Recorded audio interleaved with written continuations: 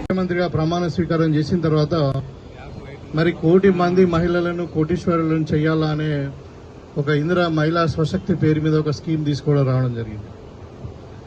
అయితే ఇప్పుడు ఈ 99 రోజుల ప్రణాళిక ఒక ముఖ్య ఉద్దేశం ఏంటంటే మహిళా వారోత్సవాలు కూడా ముఖ్యంగా మనం ఈ 2.5 సంవత్సరాలలో మహిళలకు మనం ఏం చేసినాం, ప్రభుత్వ పరంగా ఏ విధమైన స్కీమ్స్ కానివ్వండి, సబ్సిడీస్ కానివ్వండి, ఇంకా ఏం చేసినాం, మళ్ళీ తర్వాత మీ దగ్గర నుండి కూడా ఒక ఫీడ్బ్యాక్ తీసుకోవడానికి ఇంకా ఏం చేస్తే ఇంకా బాగుంటుంది అన్న దాంతోనే ఒక ఈ వారోత్సవాలు నిర్వహించుకోవడం జరుగుతూ ఉంది.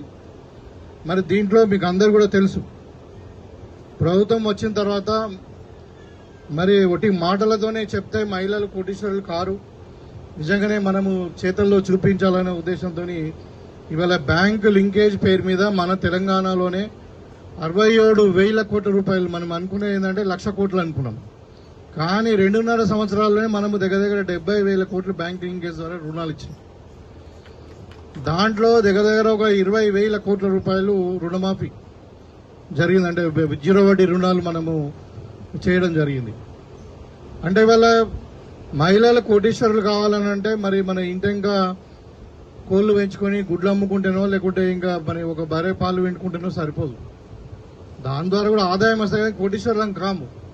మరి మహిళల కోటీశ్వరులు కావాలంటే ఏం చేయాలా, మహిళల యొక్క వ్యాపారాలు పెంచాలా. ఏం వ్యాపారాలు చేయొచ్చండి, ఇలా మీకు ఒక స్కై ఇస్ ద లిమిట్. ఎట్లా అయిపోయిందంటే మీరు సోలార్ ఎనర్జీ అంటే ఈ సౌర విద్యుత్ శక్తి ప్లాంట్లు పెట్టుకోవచ్చు, మీరు బస్సులు కొనుక్కొని ఆర్టీసీకి అద్దెకించుకోవచ్చు. ఇప్పుడు బస్సులు కూడా వస్తున్నాయి, మనం ఈ సమాఖ్య వస్తున్నాయి, రేపు ఎల్లుండో ప్రోగ్రామ్ కూడా అవుతుంది డిస్ట్రిబ్యూషన్. అదేవిధంగా పెట్రోల్ బంకులు పెట్టుకోవచ్చు, గిడ్డంగులు అంటే గోడౌన్స్ కట్టుకోవచ్చు. మీరు ఏదైనా ప్రోడక్ట్స్ చేసుకుంటే దాన్ని అమ్ముకోవడానికి కూడా మనము హైదరాబాద్ లో శిల్పారామం దగ్గర ఒక 3 ఎకరాల ల్యాండ్ కూడా గవర్నమెంట్ అలాట్ చేసింది మహిళా సమాఖ్య కొరకు. తర్వాత అక్కడ ఏంటంటే మనకు 300 షాపులు ఉన్నాయి, మీరు ఏదైనా వస్తువులు తయారు చేసి కూడా అమ్ముకోవచ్చు. దాంతో ఏమైందంటే మీకు వాల్యూ అడిషన్ వస్తుంది.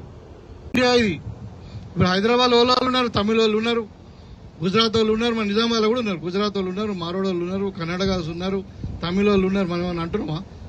ఓడన చేతి పట్టుకొని వస్తే ఇంకా బుక్కడ అన్నం పెడుతున్నాం కానీ ఓడేం పుట్టగొడతలేం మనం.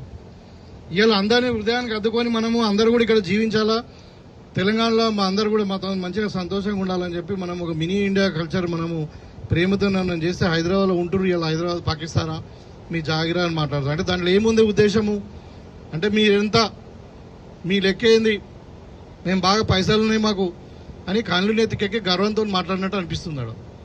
అంతేనా కాదా? మరి మేము మీ అందరి ముందు చెప్తా ఉన్నాం పత్రికాముఖంగా, పవన్ కళ్యాణ్ ఖబర్దార్, తెలంగాణ ప్రజల జోలికి వచ్చినా కానీ, తెలంగాణ ఉద్యమం మీద మీరు మాట్లాడినా కానీ, తెలంగాణ ప్రాంతం మీద కూడా మేము మాట్లాడడానికి మీకు మరి హక్కు లేదు. 100% ఇది తెలంగాణ మరి మా తాత జాగిరే, ఇది ఎందుకు కాదు, మేము పుట్టి పెరిగినాం ఇక్కడ, మా జన్మభూమి ఇది. కాబట్టి మరి అలాంటి మాటలు మానుకోండి. మీరు పార్టీ పెట్టుకుంటారా, ప్రచారం చేసుకుంటారా, ఎన్నికల్లో నిలబడతారా, అది నీ ఇష్టం. అది ఎవడైనా నిలబడచ్చు, ఎవడైనా పార్టీ పెట్టుకోవచ్చు. కవిత పెట్టుకునే అద్దానమా, మొన్నదాకా షర్మిలమ్మ పెట్టుకునేది అద్దానమా. ఇలా పవన్ కళ్యాణ్ ఆంధ్రలోనే దిక్కులేదు, నిలబడితే 2 సార్లు ఓడిపోయాడు. ఇలా తెలంగాణ తిరుగుతుంటే తిరుగు, మోకాల మీద తిరుగు అద్దనోడు.